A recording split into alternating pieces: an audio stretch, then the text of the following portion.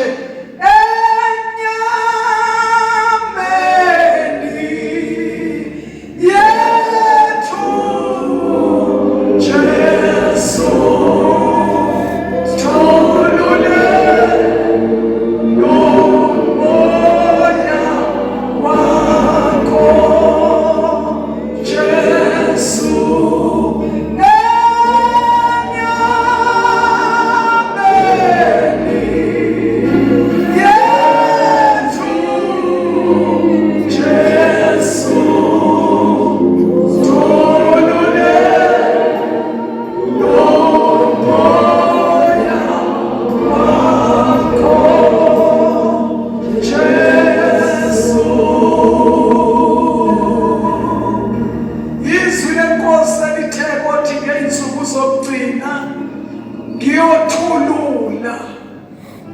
umoya wami aye inhlizweni zabantu kodwa ngiyomthululela phezu kwayo yonke inyama. Ngicela sithi amen masekhona. Umoya oyingcwele uJesu umlethe emhlabeni, wamsusa ezulwini, wamletha emhlabeni lapho khona thina bantu abahlala kulolu dongwe. uJesu waqiniseka ukuthi akekho umuntu ongakwazi ukumlandela yena njengomsindisi. Lolu dongwe lungahlangene nomoya wakho oyingcwele. Akwenzeki. Incwadi yamaRoma ngithi 8 athi umuntu uma lolu dongwe lungenayo umoya kaNkulunkulu, lo muntu akusiyo wakhe, akusiyo wakhe. Angaba owombutho, angaba sebranchini ethile. Abanye baze bawuphakasela umbutho bathi umsingo ohambayo, kodwa bazalwane saziwa ekhaya ngomoya oyingcwele. Asaziwa ngokufakaza, asaziwa ngokushumayela, saziwa ngomoya oyingcwele. Ikhona incwadi yamaRoma ithi umuntu engenaye umoya kaKristu lowo akasiye owakhe. Ikhona inkosi isixoxe ebusuku ukuthi asiphinde sibe nobudlelwano obuhle nomoya oyingcwele. Bazalwane, uthululelwa enyameni. Wafika enyameni yami wanqoba isono, wagcwalisa imicabango yami ukuthi ingakukhuthaleli ukucabanga udoti. Wehlela nasolimini lwami bazalwane bathandekayo kwasha befundisi besonto, wehlela nasolimini lwami. Angithi phela uzenyameni. Ulimi lukuphi bazalwane? Usenyameni. Uyathi umzalwane mayisebhilidile sebenzisa ulimi kabi, baze bathi abanye kancane bathiwa ngesikhathi ebhabhadiswa emanzini amaningi kwathi wakhipha nolimi nalo luthola amanzi. Bathi abantu benkosi kuyingxaki ngoba kuthiwa vala amakhala, vala amehlo, vala umlomo. Kodwa umoya oyingcwele uyadlula edamini lamanzi, uyakwazi ukubhabhadisa ulimi. Ngiyamthanda ukumphakamisa uJesu bazalwane. Ngiyoze ngihambe ngiye ekhaya. Abekho abantu abayoke baxovwe yimi ngolimi. Abekho abantu engibaphakamisayo ngolimi nengibanyefisayo ngolimi. Angihlinza amagama abantu. Ngibekela umsebenzi omkhulu wokubetha lemicilongo. Ngitshela abantu ngeindaba zokuya kwenkosi, ngeindaba zokusindiswa. Anginaso isikhathi sokusebenzisa lolu limi ngikhuluma izindaba ngeke ngithokozele ukuthi ziyangeja base awuyizwanga indaba engaka angizwanga hayi ukuthi ngibhizi wathi uNehemaya kuthiwa kayoqasha ethempelini wathi umuntu onjengami angeke ahambe ayobhaca ethempelini ngisemsebenzini omkhulu bazalwane anginaso isikhathi sokunye lo msebenzi enguwo uyangilekelela anginaso ispace senzondo ngoba lo myalezo enguphethe uqondene nokuthi intathelelo ngithethelela ngithanda noma ngingathandi ngoba nokuphambane ngukuthwele into ephakathi intethelelo hambisa intethelelo kubantu noma umuntu ethi uthonje nami usangathethelelwa kusho ukuthi namphongolwane nguthwele ithwele igama lithi intethelelo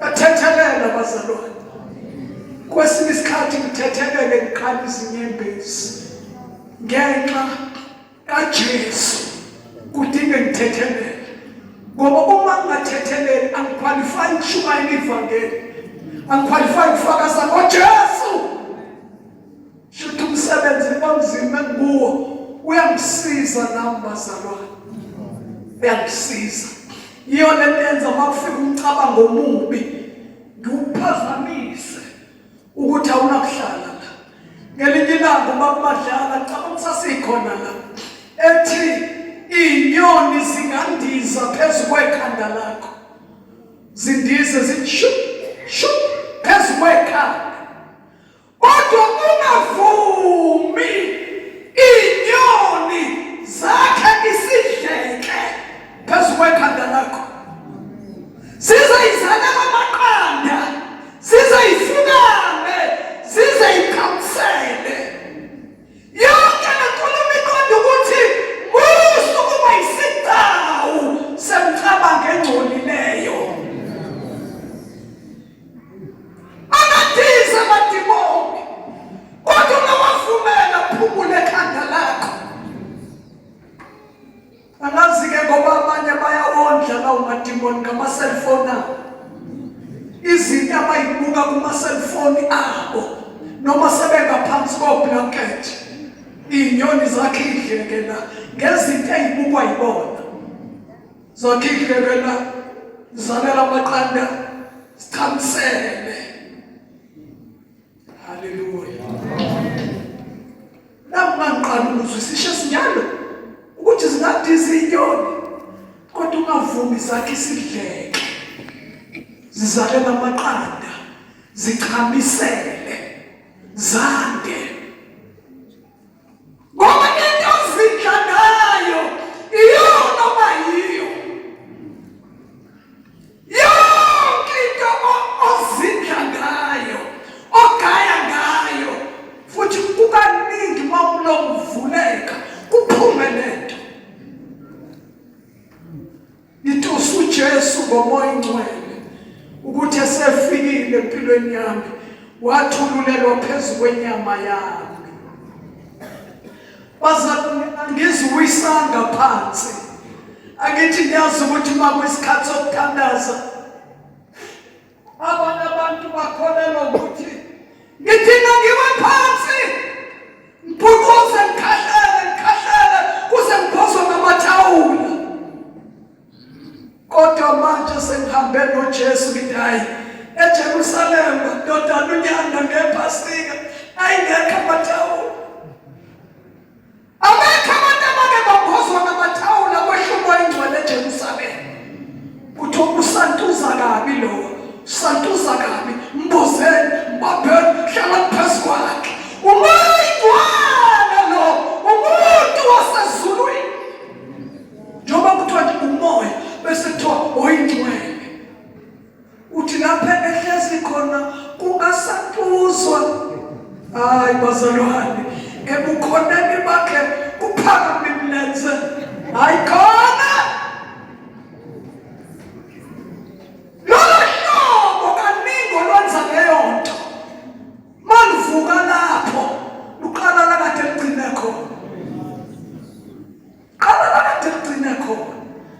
kodwa umoya Ongcwele uthululelwa phezu kwenyama kushintsha imicabango inkalo zengqondo ziboshwe aziboshwa amandla omuntu ziboshwa umoya oyingcwele inkalo zengqondo abesebophukhalo lolo hlale lunyazima njalo uhlangana nomuntu osilisa udlula intombi udlula umfazi udlula isibani udlula isidudla ukhalo lwakho nyazi fika umoya Ongcwele alibophe lithule luthi ngezwe esinye isalukazi bazalwane ningahleki kukhona omunye umshumayelo wayelethe itende kwenye indawo ubaba omude omhlophe ngebala sasishile isalukazi sithume entendeni sathi hayi kodwa umuhle lo baba sabusho ngesibongo kodwa muhle yena kodwa muhle angithi ngiyazi isalukazi mayiseyihamba ziyageqa amadolo ethene phela kade ngikuthwala kisho ukuthi bazalwane umoya Ongcwele wehlele enyameni hayi enhlizweni hayi nami nginayo enhlizweni kusho ukuthi wangena njengamanzi wathi tshururu wayohlala enhlizweni wahlala enyameni amabisono sithule sithi thu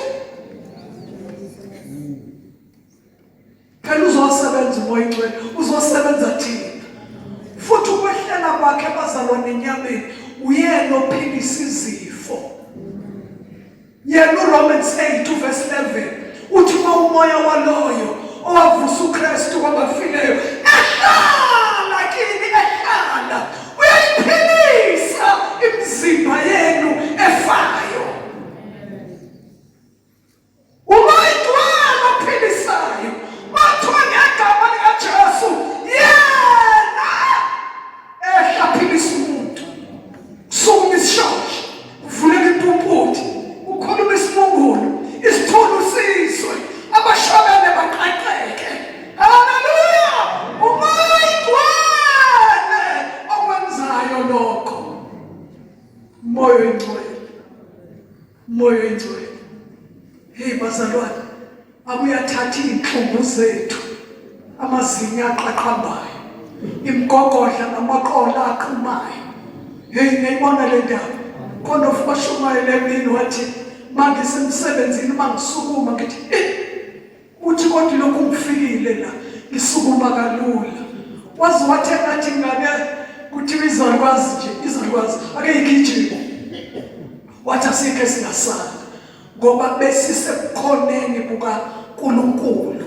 sihlezi nomoya Ongcwele sihlezi naye sihlezi naye sihlezi naye sihlezi naye abafike begula ukuhlala nje naye kubaphilisile nangomunye okade ehlanza udaka izolo kubizwa lapha phandle lo wakandengezi izwa phandle futhi yaphalaza nje kuyaphuma yaphala uphalazisa umoya Ongcwele wemtshela namhlanje ukuthi kuhambile lokho beqhuphuka kwehlala kodwa ngiphalaza udaka nawo umoya Ongcwele bazalwane uyayiphilisa imizimba yethu uyayiphilisa wangisampulele fike empilweni yami ngineyinduna niyazazi induna bazalwane ngibaxhafaxhafa wathi angehla wahlala phezu kwenyama yami wageza ubuso bami abantu babelokhu bethi kufanele ukwistage sakho nje lokhu uyadlula wangelapha isilumo hayi bazalwane wangelapha asitheni ameni wangelapha waba inyanga wangelapha isilumo ngahamba ngiluleme ngamilwa into la esihlakaleni yayiqhubumba bathi abantu yifa ungakhathazeki lati vele kumile nje yifa nathi hayi ifa lami ligcinwe ezulwini alimile sihlakala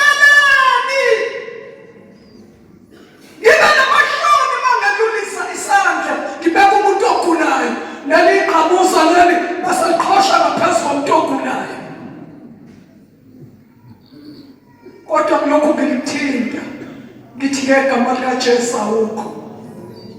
Ngiyawathanda amashama amakhulu bazalwane ukuthi mangithi ngibona isikhathi anoface omnyama bese ngilikhipha ngaka left ngilifake ngaka right. Iwashi lihlala stairs seqabuza ngithi Jesu wathi moya baloyo ovusa uKristu abafileyo ehlala kimi kuyoqeda namaqamuzi lapha ngizodutshulwa khona egwelezana la sala khona kwasalingekho kwaku2 or 3 sengihamba ngeyihlakana zami umoya Ongcwele walishabalalisa iqhamuza lalingangetennis ethi abantu unefa yabona lokhu kukhuluma kwabantu kukugenda kabi nefa lethu ligcinwe ezulwini sonke nabazelayo lingethintwe amasela lona ifa akusho ukuthi neqhamuza liyohlala esihlakaleni nefa lethu ligcinwe ezulwini. Bazalwane ngiyamethulela isigqoko ngomkholo umoya Ongcwele. Akekho umuntu ongayofika kubo kwaJesu engahlangananga nomoya Ongcwele. Uyena owazi indlela, uyena ongena nathi ezinhluphekweni noma ziluphi uhlobo angene nathi aphume nathi ngale. Bese bebuza abanye bathi uphuma uphila kanti ngiphume ngiphila. Haleluya. Iphuma njengoSamsoni abhekana nebhubesi elidwengulayo bese lithi iBhayibheli umoya kaJehova wehlela phezu kwakhe. Wehla nje umoya kaNkulunkulu phezu kwakhe. Izandla zikaSamsoni zadwengula ingonyama zayihlephula. Hayi uSamsoni sekwehla umoya phezu kwempilo yakhe. Wathi bazalwane lakade shikashika khona ibhubesi kukhona ibhubeli sithi yelele ikholo elikhulu. Wathi mayisebuya wadlula khona wabheka wathola ukuthi maye sekunezinyosi. Watapa izinyosi la kade kunempe eshisayo khona. Wadla kamnandi waze waphathela nabanye kodwa ibhubesi lalibhekene naye. Haleluya. Ngicela bazalwane sifundeke lo verse number 6 kuMahebheru isahluko sika 11 verse number 6 lalithi khona izwi lenkosi kepha ke ngaphandle kokukholo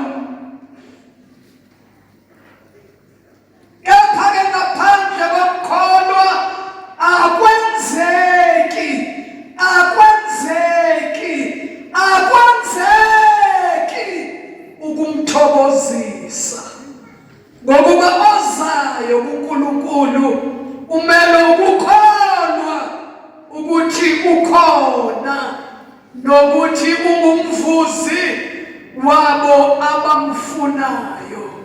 Ikhona siqale ngamazwi athi lo mzuzu wamanje thina sonke besenyukele entabeni ukuzofuna uNkulunkulu sekuyisikhathi sokuthi ke manje asivuze. Amen. Njengoba sesokhuleka siyakuye ngqo, siyakuye asiyokumthandaza, siyokumukela manje, siyokumukela, asiyokuthala ngoba isethembiso lesi asithembise sona. Asayibocela ecala Nkosi nabo ungamehluli Jesu kade safika la ngalo yamsombuluko kuvela izinto uNkulunkulu angajabuli ngazo siphenduke. Manje ke enye indoda eyayisebenza eJardini yasebenza yantshontsha umgxala womlungu yawutshontsha yagoduka nawe uya ekhaya isinethuluzi nje engazange lithenge njalo makusetshenzwa lekhala umgxala wami umgxala uswaze wayishumpana kanti ekugcinani umgxala usomfushanyana indoda izohlangana nevangeli kufika usuku olunje lokwamukela amandla kaMoya Ongcwele indoda babonke abantu bethi papa haleluya Jesus bebona izulu livulekile ithi indoda mina ngabona umgxala ujayiva phambi kwami ngimo ngithi haleluya ngibhekane umgxala ngibheke phezulu umgxala ngizothandaza ngibheke phansi umgxala waze kwadlula isibusiso kwathi indoda ivuke ngakusasa iye kamlungu yayisasebenza khona iwuphatha umgxala ithi uJesu ngibambile nantshontsha umgxala wakho umlungu wayithethelele indoda yahlangana namandla kaNkulunkulu haleluya cabanga ukuthi umgxala abazalwane kade siyilahlile kusuka ngomhla ka-20 u-30 namhlanje u-29 uyibona insuku ey'ndala imgxala kade siyilahlile cela ukubona abathi hayi nabo wami ngulahlile evikini awungawulahla nasekuseni kade ngulahla phela kuzukusho isandla kuzosho ukuthi mase sizohola umgxala uzujayiva phambi kwakho haleluya lowozayo uma sisukuma sizohola sizovuswa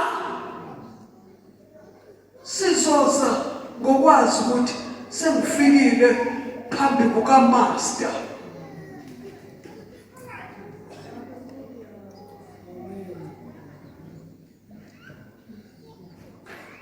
bazalwane isandla sokwamukela izinto zikaNkulunkulu yini ukholo ngicela siye encwadini yamaRoma isahluko sika-4 khona ivesi engicela sibheke ngoba sesosondele ekuthandazeni isahluko sika-4 encwadini yabaseRoma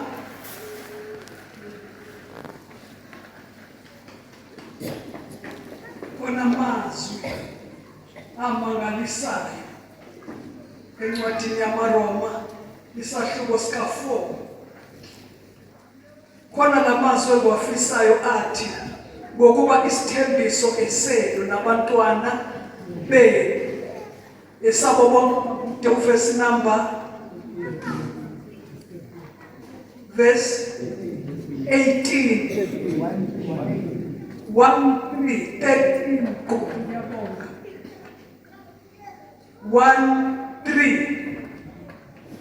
1:3 ngokuba isithembiso ayikhona no ngifisa leli elithi isithembiso esethu nabantwana bethu esabo bonke chapter 2 encwadini yezenzo amsole bazalwane encwadini yezenzo isahluko sesibili uverse number 39 verse number 39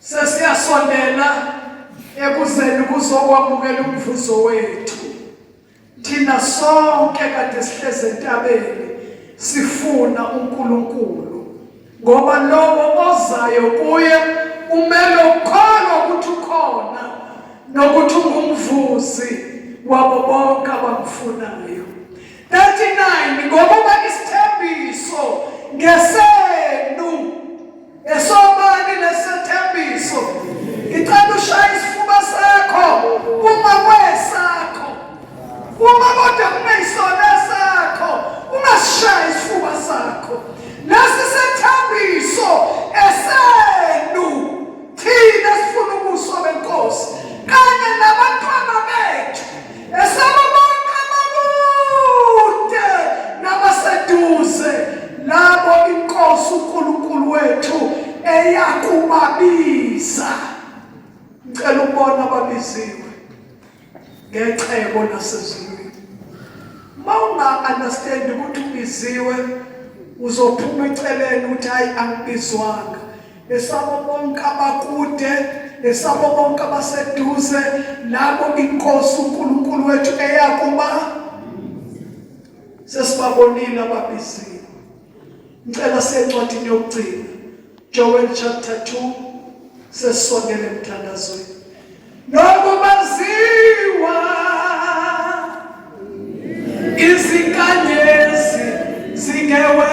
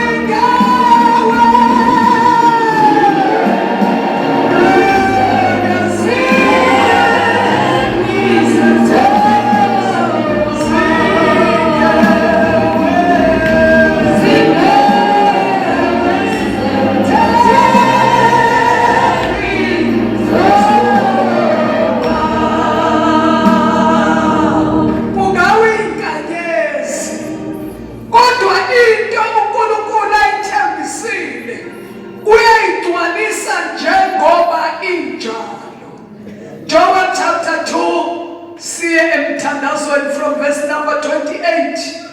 Nasi sethembiso. Lezi zethembiso ezenu nabantwana benu esabo bonke ababude bonke abaseduze laba inkosi uNkulunkulu wethu eyakubabiza kuphakathi kobusuku amehlo nzima amehlo afuna ukulala kodwa nasi sethembiso ungabe usalala sesiyahola sesiyavuswa uthi Thombo ngiyeke ngoba manje sesiyavuswa bazalwane siyavuzwa manje ushilo nezwi ngephuthi siyavuzwa manje uthe lobozayo kuyakholwa ukuthi ukhona nokuthi ungumvuzi wabo bonke abamfunayo. Verse number 28. Kuyekuthi ngasemuva ngithulula umoya wami. Kuthiwa umoya ukwenziwa njani? Uyokwenziwa njani? Uzothululwa. Uma into ithululwa abazalwane ayizi ngeorder. Ithi nje bo. Umoya oyingcwele uvele ezulwini uzohlanza konke okusenhlizweni uzosikhombisa indlela eya kumyeni wethu Jesu Kristu kuyakuthi ngasemuva ngithulule umoya wami phezu kwayo yonke ini bazalwane wabantu abaneyigulo eyinamathele enyameni amadimoni agulisa abantu ayanyakaza manje ayanyakaza ukuthi nangu moyingcwabasa indawo yami yaphela kulo mzimba namhlanje. Hallelujah. Hallelujah. Umoyingcwele akahlalelani nesigulo emzimbeni. Uma sifika uyasichitha njengokusho ka-1 John 3 unumber 8 athi kungalesi sizathu indodana kaNkulunkulu eyabonakaliselwa sona ukuthi ichithe nje umsebenzi kaSathane. La ihamba khona nje uJesu ngomoya wakhe uhambe echitha yonke imisebenzi kaSathane echitha. Uyayichitha. Abantu bakaNkulunkulu bahambe beluleme. Ixoxa phela ngeyigulo zemnyama. Awukusho ukuthi sengathatha ama-fasting awu-39 lento yamayizo akanawo amanga uJesu. Uthi makukhona amadimoni athandazelwe ngaphuma angeke ageje ukuphuma ngokuzila ukudla nokukhuleka. Usuku nje lwalento yakho namhlanje usuku lwayo ukuba ibonela yaqhamuka khona ngoba umoyingcwele uyaspecialize ngokuphilisa.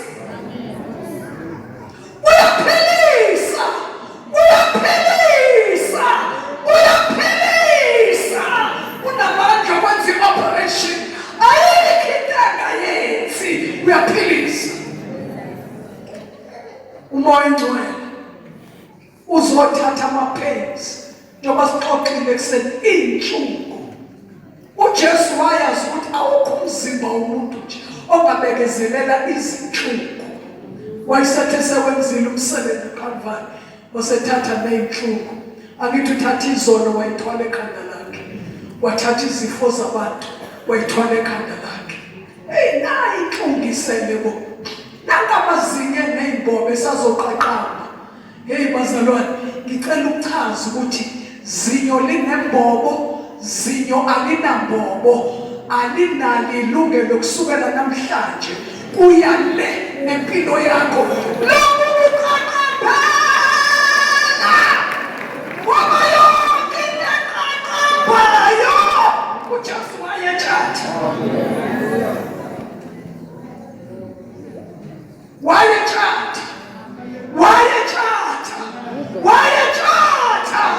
Yonke into eqaqambelayo ngokukholwa yizwi vula umlomo utshale inhlungu ukuthi awuhlali la, uhlale emahlombe kaJesu. Khuluma ngoba ngiyakholwa ngakho ngiyakhuluma. Ungakhulumi kuyoqaqamba uyosucula. Angithi chazile ekuseni ukuthi iy'nhlungu mazikushaya kahle ugcina usushaya irhythm yazo. Sithi tererere but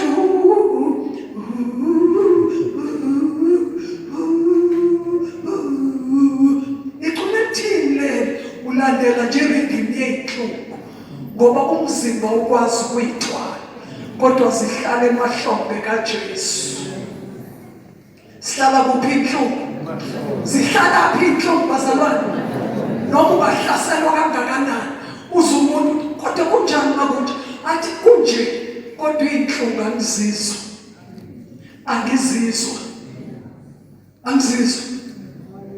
Uba Madlala uyaxoxa indaba yomama wasenondweni okwathi esibhedlela kudinga nqunywa umlenze uyisidikadika.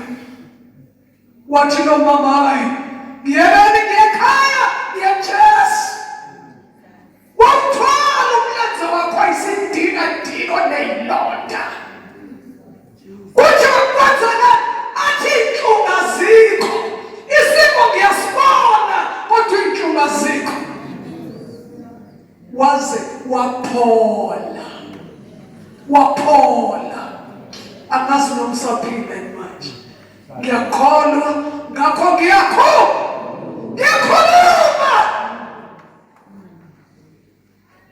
ngoba ukuphila nokufa kusemandlenani. Ngiyemfakaze bazalwane ngezinto lami. Uma wami wangithethisa ngimilisa amabamba ngathi ngithi 18 years amabamba ayisephelele onke. Ngisho amabamba mina kanti ngiyoshada webazalwane ngo-1992 ngifica ubaba uMadlala esamilisa.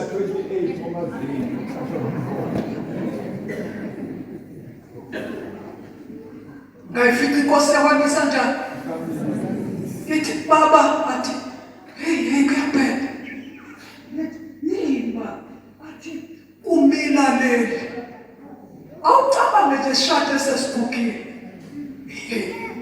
Webazalwane webathanda ngishade naye ethi fahla la ikhanda engakabi kwefu kodwa ethi usashoda ngamazinyo awu4 angakambili. Manje uma wami ngithethisa ukuthi hayi wani bekhande njani wena akekho umuntu omilisa ngale mnyaka kuphela konke kanti kuyashesha kudinga kuphela konke siyambembeza indaba akizohamba ngishumela kumele ibaba kwadinga mina qede indlela yami yide. Manje wasekumila elokugcina laphuma bazalwane lalihle lamhlophe qha livela lahlala khona laphuma linembobo ngapha at 16 awucabangeke manje ngoMeyi ngizobe ngihlanganisa u69 ngoMeyi 23 ngiqala u70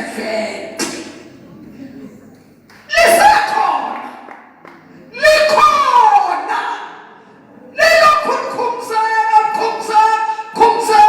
khumzeka ngasi ngesikhathi ngalithola salime ngeqox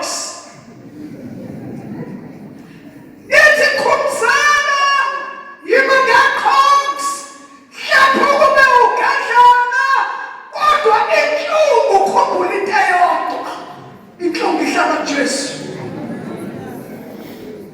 Sasithandaza ngqondo ukhona umuntu umfundisi wazomkhumbula abazalwane esasithandaza ngabetendeni kungakakhiwe ngqondo uvele nje sihlukane naye ntambama right sihlukane naye usuke right kuthi uzobamba inkonzo ekseni kuyasa nje umfundisi uvuvukele lonke uhlangothi lobuso lonke kusathemba isayidi yini ukhona izinyo elaphelela phakathi mhlalithanda kuyibukisa nje ivele limvuvukalise. Manje-ke leso story waze wahamba unkosikazi wakhe wamthatha wayedandi wayohlinzwa lakhishwa uright-ke waqondana nalokho xoxela usathane ngithi akuvuvuki buso angiqaqanjelwa lutho wanamangiluma ithambo lafika nakuwa waqhaphuka angihlanganise lutho nawe. Sithola manje manje nihambele nesixuku shasha nesixuku rep yabo nithola umuso otholwa yiwo wonke amasiko kodwa inhlungu asitheni qha. Uma ngithi qha esonweni sokufeka ngithi qha eqaqanjelweni izinto livuvukane izinto lidala lokuthi idla hlafuna abanye samaniphe abanye amagama bathi izinto umthakathi kwenzeke ngibhekana nomthakathi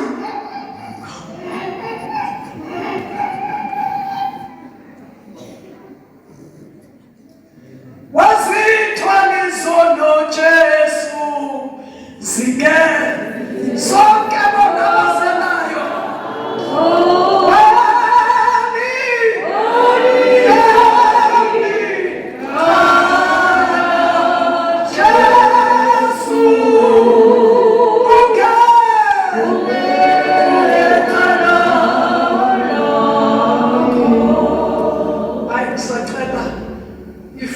phansi ke ithule engathi kwenzeke enye into lapha phezulu. Iy'tezi nje siza ney'ndaba zazo. Ake sihlabelele nalaba abasesitezi. Wazi thwani sono Jesu zinge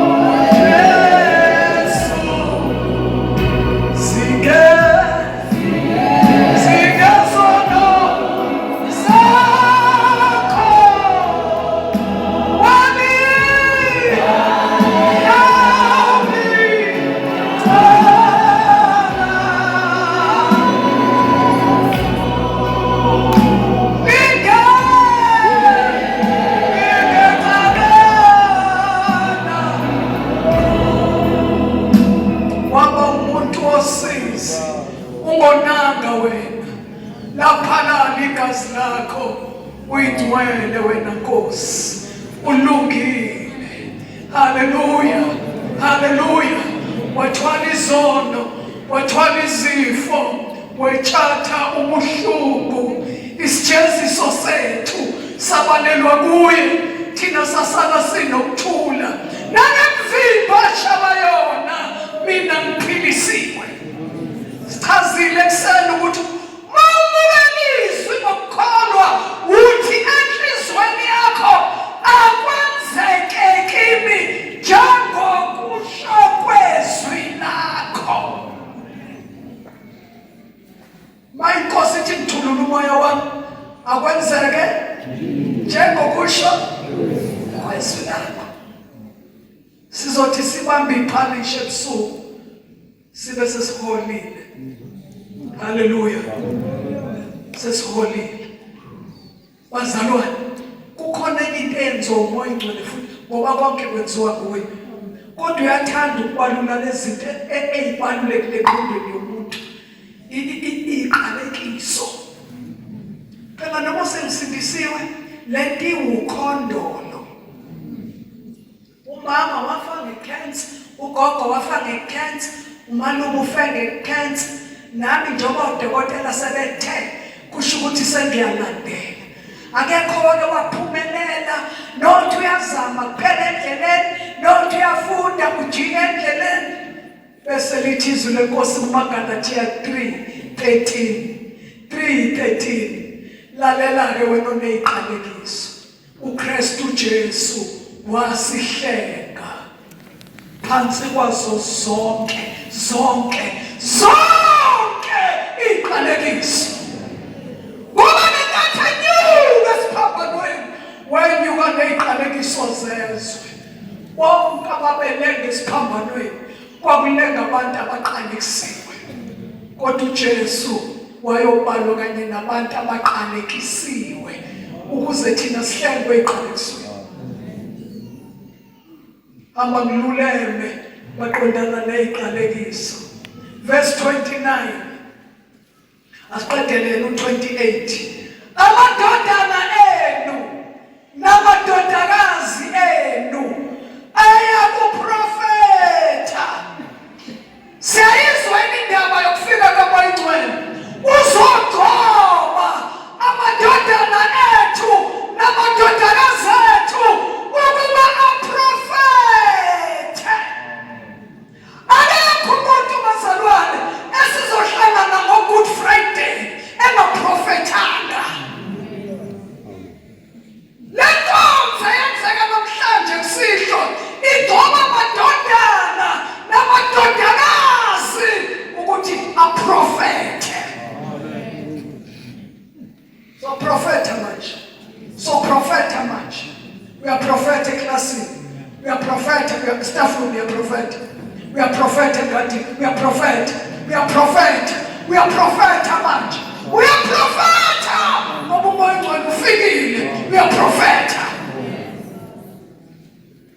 umoya ongcwele mayisefikile akubuye kuphume into emlonyeni owodwa aphuma amanzi amnandi kuphume nababayo ufikile uzosenza prophet so prophet wabana bakholwayo lokho kusukela ekuseni ngizothi ngingena kumhlaka 1 ngizobe prophet sizoqala uprofetha siqala ukudla iphalishi sizolidla iphalishi siprofethe sakusuki waya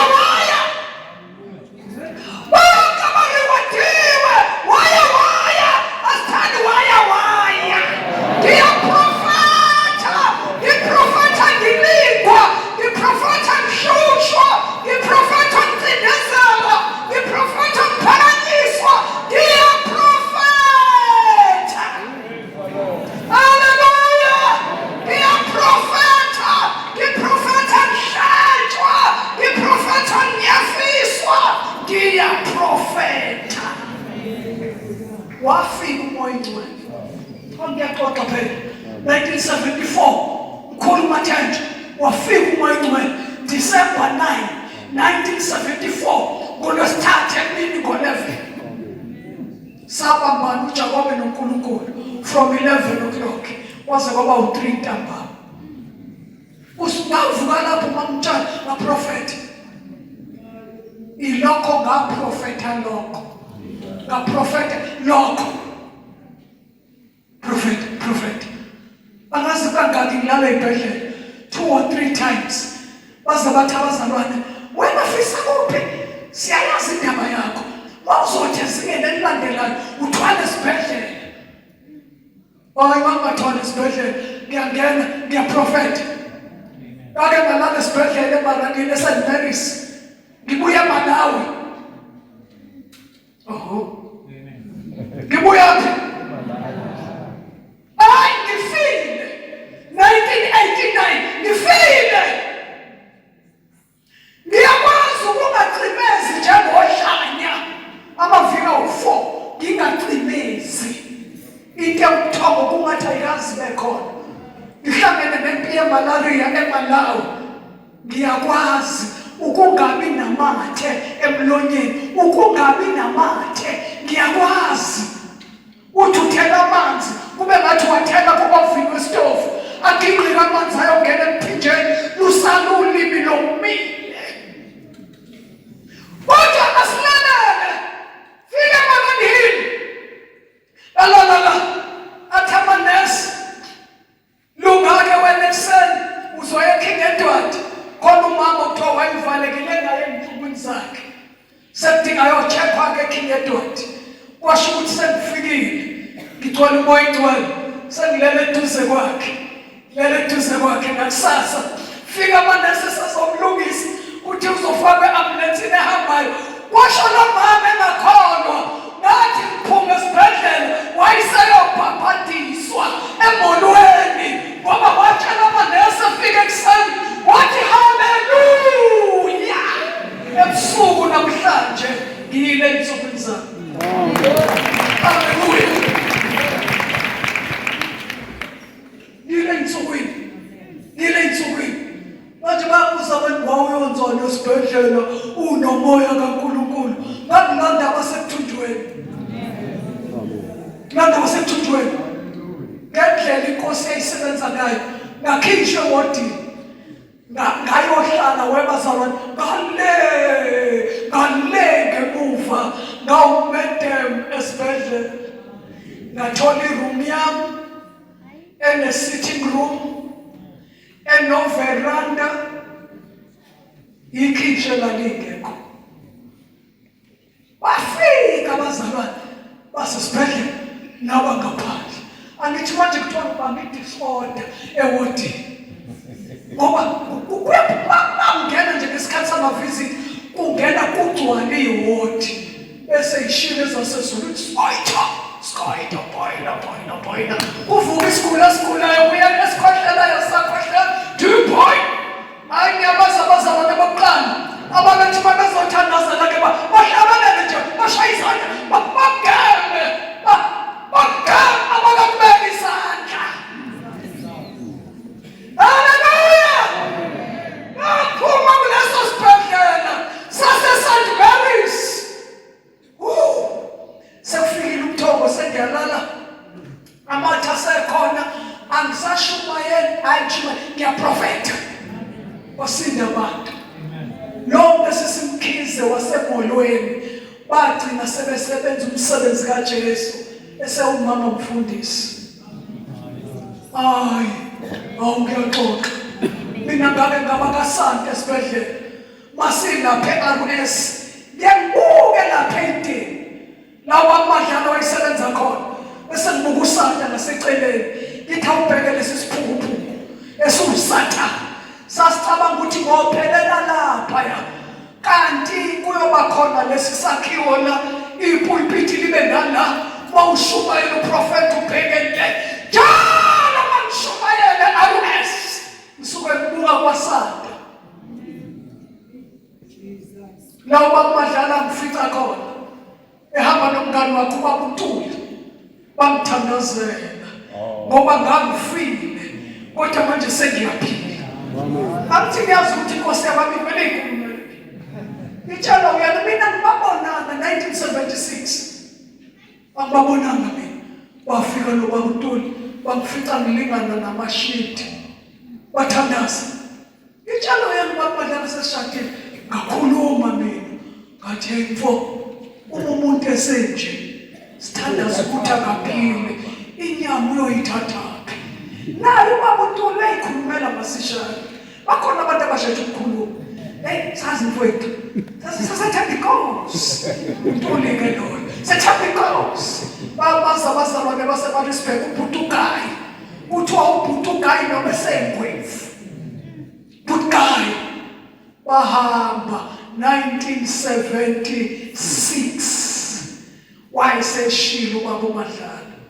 Wathi ngegama likaJesu cela Nkosi umphumuze.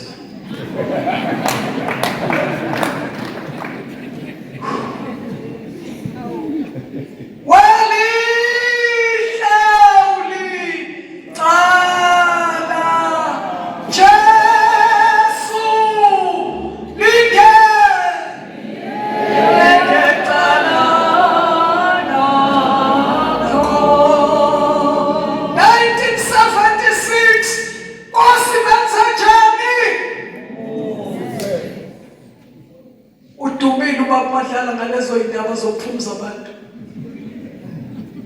Xoxela uyena futhi uthi khona isalukwazi esasinomakoti sixhaphaza omakoti. Sitetema sithi siyagula asisindi. siyagula asiqedi, siyaphisha, siyatatanisa, sitshekiswa ngala. Laba bafazi bathemba ngeyinkawu, sishaye yonke into khona. Wafika kuba Madlala, uba Madlala uyaspecialize. Lalelani, asithandazani ugogo ahambe, ukuze omakoti baphumule. Safundisa abaziciko, asiphindanga sagula.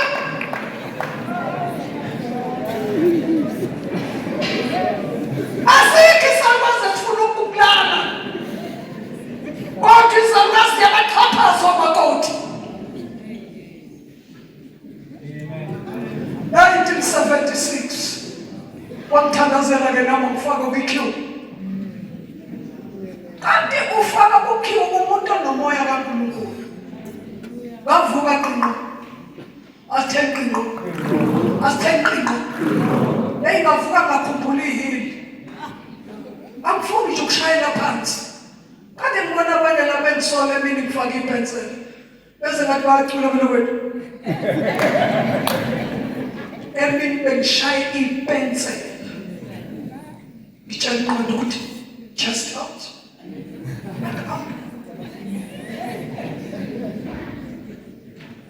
Imkhondo yabalungile iqonda phezulu.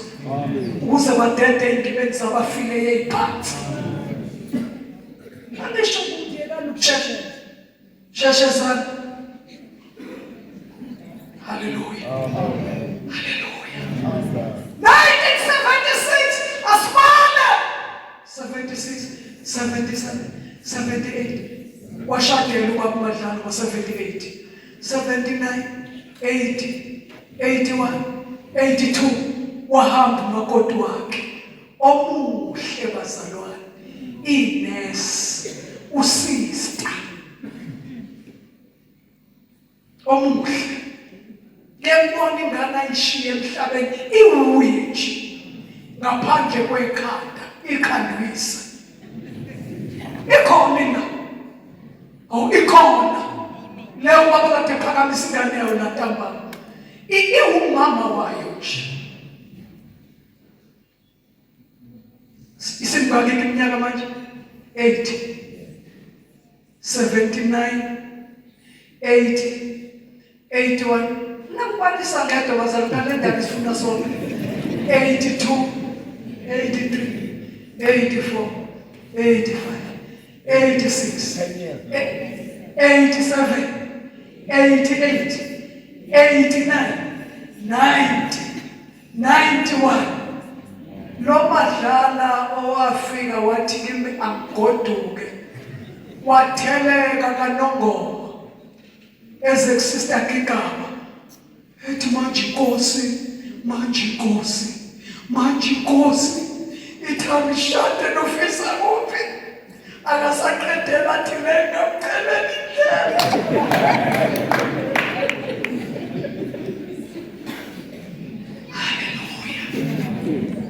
Sengihlale nobaba Madlala 27 years together. No 5 years omunye. Owenza 32 years. Ngile eThekwini.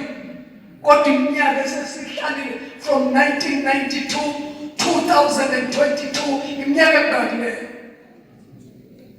Imesayivuki nakothisha Nkosi yami. Bonke labothisha manje babala ngecalculator. Thina sasibala ngempela kuthe 4 times 4 uqhubha iduku iqhubha 660 that 8 times 8 668. Bonke labanye babala ngecalculator. Abasasibala. Ngaki minyaka. Mphathi walapha ngaki minyaka. 31. Usizwa abanye. Ishukumbe usizwa abanye uthule natures nakuthe ingemi years ukuthi 31 years. Inzalo ecalculate. Bazalwane. Yena lo muntu owacelela indlela. Kanti umoya kaKristu owavusa uKristu wabafile ehlala kini uyayiphilisa nemizimba yethu efayo. bazalwane ngingedwa ngizibuza ukuthi ubani owayazi ukuthi mina ngingabona u60 years ngisemzimbeni. Awubheka ibhansela kanti kusazothiwa ×2 umicilongo lingakakhali ngoba umoya owavusa uKristu wabafile uhlezi phezu kwempilo yakho. Nange isipho sesiyathandaza bazalwane, izwi likaNkulunkulu liyiqiniso. Abantu bangaba abaqambimanga kodwa uJesu uyiqiniso. Ulizwi uba yinyama akhe phakathi komuntu, akhe phakathi komuntu, akhe phakathi komuntu. Nangu mama umtshali wasenondweni ubuya kwabafileyo. Haleluya. Ngithi mangibona umuntu eselahla amathemba ngisondele ngithi lalela, uma ubona mina ngiphila kusho ukuthi nawe uzophila. Anginawo amazwi amaningi, ngiyakhuluma ngezwi ngibeka isandla bayibekwa, kodwa ngigaranta ukuthi uma ubona mina ngiphila nawe uzophila. Uvuka umlwelwe noma bekuthiwa usunja uvuke. Bangacela uma umtshana zomana uzobona ukuthi ubuya kude. uNkulunkulu wathuba izwi lakhe wazomkhipha endaweni yabafileyo. uJesu wami uyaphila, sokwesaba ntoni na? Haleluya. Yenza ukuzogcina sokuphela ngiyothulula umoya wami phezu kwenyama yonke. Amadodana namadodakazi abantu azoprofeta naphezu kwezinqako. Ngiyajabula sike etendeni. Mawumisa itende bakhona abantu abakusizayo. Uvela ubaqoqe nje bonke laba abangasebenzi nosafuna baqine emkholweni. Bese uthathe bathi ngcono bogada itende. Banele bafike nje etendeni sebezingciko. Wazithola wasani uJesu sebeba ngemuva baphusha izoni. Nina igceko banini ngemuva, thina igceko. Zingceko. Awukhumbula usuku lomuntu ahlangana nalo noJesu ekhalini yembezi. Awukhumbule noma yongcwaba umuntu omdala. Kodwa umthathe utakade litende usayingceko. Angishoka nazoyiceba ukogada itende. Kodwa ngisho ingcebo zikaNkulunkulu. Amen. Le ndaba mayehla idinga neyingcekukazi zamukele lesi sithembiso. Ngoba ayikho imoto engayi kwiservice. Haleluya. Ngiyakuveza izimangaliso ezulwini nasemhlabeni uverse 30 loyo. Igazi nomlilo nezinsika zomusi. Ilanga liyaphenduka ubumnyama, inyanga ibe yigazi. Lungakafiki usuku olukhulu nolwesabekayo lukaJehova. Lona silindile lokubuya kwakhe lungakafiki. Inyama yethu izobe yemphethe izulu. Lungakafiki usuku olukhulu noluqhamile lwenkosi. 32 kuyokuthi bonke ababiza igama likaJehova benziwa njani? Bakhululwe. Ukhululeka nawe nenhliziyo ebophile. Othi indaba yami noSibanibani iyophela phambi kwamasango ezulu. Khululeka. Bakhulule ngokuba entabeni yaseSiyoni naseJerusalema kuyakuba nabasindileyo njengalokhu eshilo uJehova, naphakathi kwabaseleyo kube ngababizwa ngegama likaJehova. Thina sithi igama likaJesu. Haleluya. Sesiyasukuma, sesiyathandaza awuqoqe into zakho nje bese ke